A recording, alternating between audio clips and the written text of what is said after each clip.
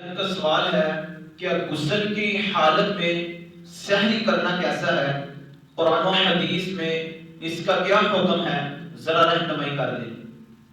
محترم بھائیو، صحیح بخاری مسلم کی صحیح حدیث موجود ہے کہ اما عائشہ صدیقہ رضی اللہ عنہ سے مروی ہے، وہ کہتی ہیں کہ نبی مکرم صلی اللہ علیہ وآلہ وسلم رمضان المبارک میں احتلام کیے بغیر جنابت کی حالت میں صبح کرتے اور پھر وہ روزہ رکھتے۔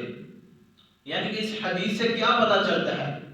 اگر کسی شخص کو رات کو احتلام ہو جاتا ہے اور ہم بستری کر بیٹھتا ہے تو اس پر غسل واجب ہو جاتا ہے، تو اگر وہ چاہے تو غسل کی حالت میں وہ سحری کر سکتا ہے، پھر وہ بعد میں غسل کر سکتا ہے۔ ایک اور حدیث میں آتا ہے مشکات المصابیح میں کہ نبی مکرم صلی اللہ علیہ وآلہ وسلم اذان کے بعد یہ غسل کیا کرتے تھے۔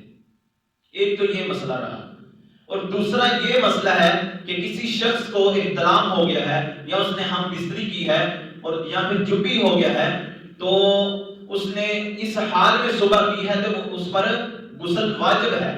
کیا اس پر غسل واجب ہے؟ تو اگر وہ سحری کرتا ہے تو سحری کرنے کے بعد وہ غسل نہیں کرتا اور پھر نماز بھی نہیں پڑھتا، اور نہ ظہر کی پڑھتا ہے، نہ عصر کی پڑھتا ہے، اور نہ مغرب کی پڑھتا ہے، اور نہ عشاء کی پڑھتا ہے، یعنی کہ کوئی عبادت نہیں کرتا، تو ایسے شخص کے روزے کا کیا حکم ہے؟